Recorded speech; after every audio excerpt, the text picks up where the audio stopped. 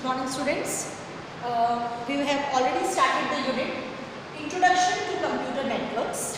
In continuation with the unit, today we are going to discuss regarding Internet. क्या होता है Internet? I hope you all are aware with the term. आप आजकल बहुत use भी कर रहे हैं इसे, जब से ये पेंडेमिक सिचुएशन आई है. आई थिंक इसका यूजेज बहुत ज़्यादा बढ़ गया है. और इस सिचुएशन में एक IT ऐसा सेक्टर है जो बूम कर रहा है.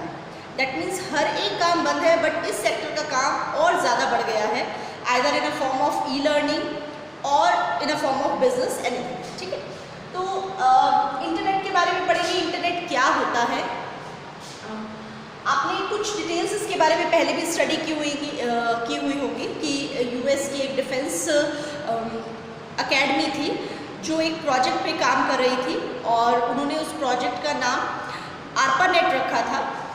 उस प्रोजेक्ट का मेन काम था कि जो भी डिटेल्स वो सेंड करेंगे, जितने भी नेटवर्क में एसोसिएटेड लोग होंगे, सभी के पास वो डिटेल पहुंचनी चाहिए. फिर उसमें कुछ चेंज किया गया. NSF नेट ने उसमें कुछ डिटेल्स और इंक्लूड की, ARPANET की लिमिटेशंस को दूर किया.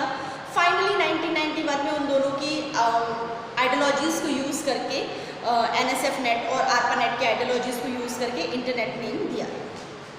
आज के टाइम में इंटरनेट का मेन काम ग्लोबल कम्युनिकेशन है. That means all over the world. Communication is not only कि हम कोई बात कर रहे हैं. It can be the exchange of the files, it can be the exchange of the messages, आपकी मीडिया, आपके लिंक्स, इन सब चीज़ों को एक्सचेंज करना किसी भी फॉर्म में हो सकता है वो communication.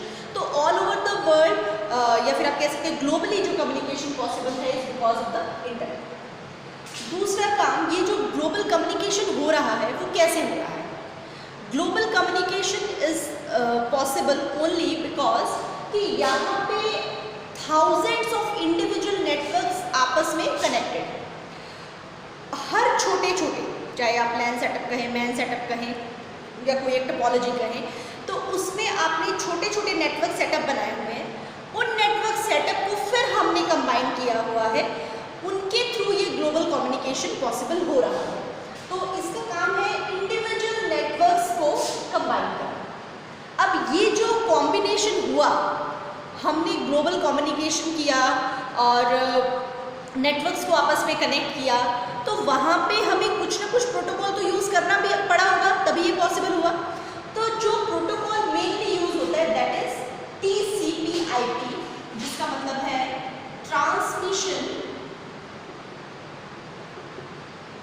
Control protocol internet protocol.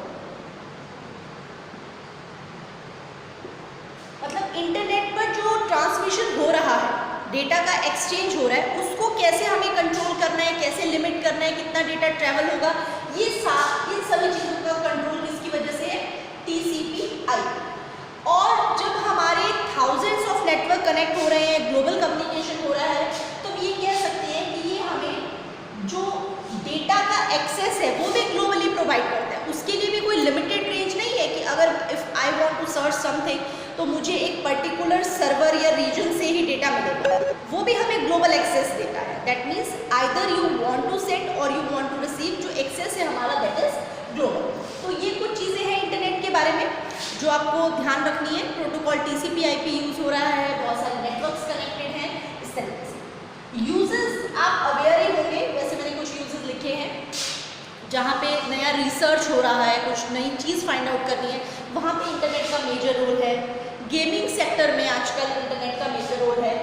Education provide करवाना या फिर एजुकेशन लेना, दोनों चीज़ों में आजकल इंटरनेट एक बहुत वाइटल रोल प्ले कर रहा है.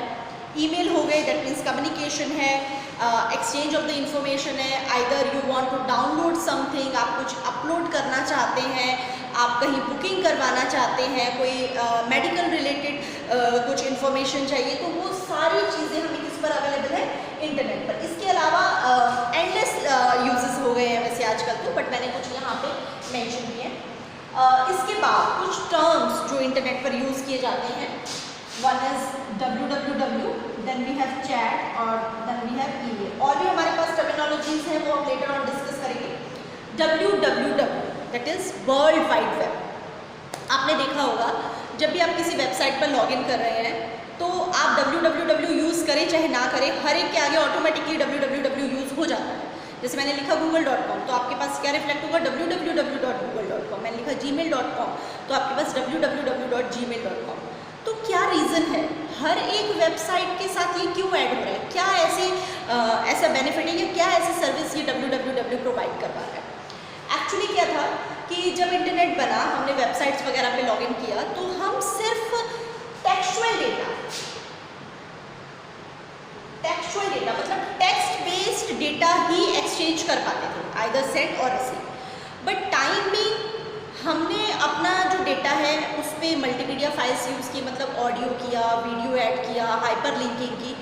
तो किसी भी तरीके की file, whether it's a text based only, audio file है, वीडियो फाइल है, हाइपर लिंक फाइल है, किसी भी तरीके की फाइल है, हर एक तरीके का डेटा सेंडर सेंड कर पाए और रिसीवर रिसीव कर पाए, ये पॉसिबिलिटी हमें किसने दी है, www को, इसका क्रेडिट किसको जाता है, टिम बर्नर्स